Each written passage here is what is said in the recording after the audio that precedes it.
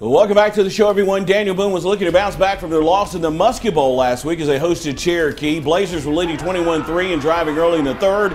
Easton Harold's pass is picked off by the Chiefs' Tater Hahn, who returns it all the way inside the 5-yard line before Harold runs him down. 2 plays later, they give it to the big man, Ethan Bledsoe, who pushes his way in from 2 yards out. That made it 21-9. Blazers answer.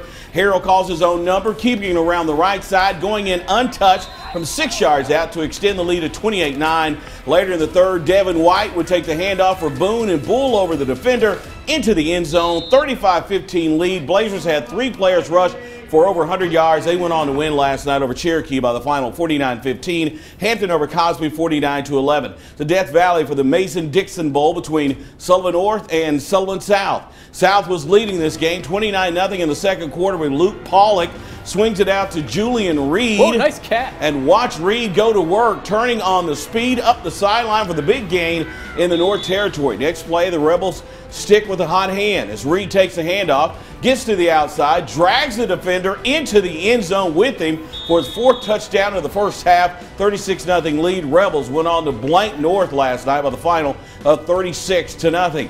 In Churchill, it was senior night as Volunteer played host to Cocke County. The Falcons came out firing on their first play from scrimmage. Cameron Johnson takes a handoff, makes a cutback across the grain, splits 2 defenders, and then just outruns everybody 60 yards to the end zone to give Volunteer a 6-0 lead. The Volunteer D was doing their part early as a flock of Falcons, get that flock, swarm to the ball to bring down Chucky Doak's Raheem Meeks, and that would force a punt. Cocke County went on to win last night by the final of 54-31. Now let's head to Southwest Virginia. Big Stone Gap tonight.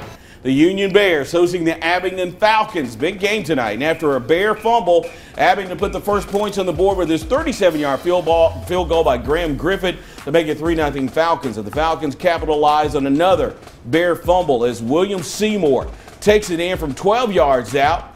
PAT was blocked, 9-0 Abington. Finally in the second quarter, the Bears finally got on the board as Avery Jenkins, hey girl, you stay dry, handoff around the left end and is off to the races, right past our cameraman, 65 yards for the touchdown. That cut the Falcon lead to 9-7. It wasn't enough. Let me tell you something. These Falcons are flying high. They beat Union tonight, 35-17. It was Graham over Fort Chiswell, 41-10. Kane?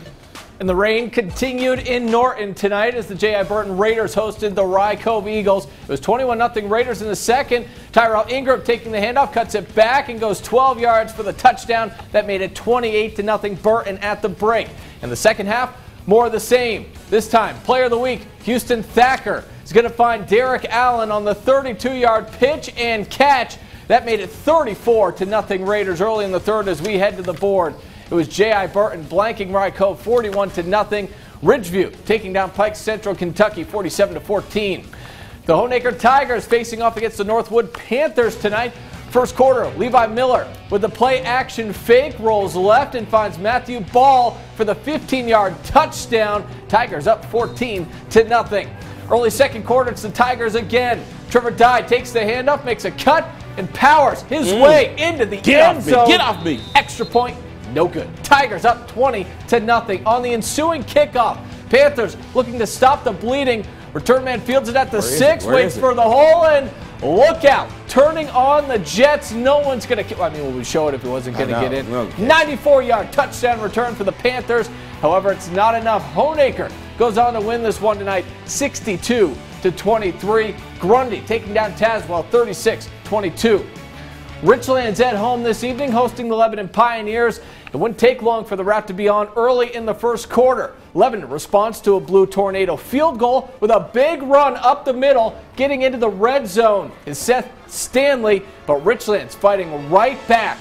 Logan Altizer intercepting the Casey White pass, and he is going to take this one all the way back for the pick six, a 78-yard return after all of that. As we head to the boards, it was Richlands taking down Lebanon 52-18. Auburn taking down Rural Retreat 35-7. That's 16 down and still 3 more to go as we finish off the games Thursday night in Southwest Virginia. But first, here are the Northwood cheerleaders to help take us to break. Panthers, Panthers, let's go. LEP, SGO, Panthers, Panthers. Panthers, let's go. LT.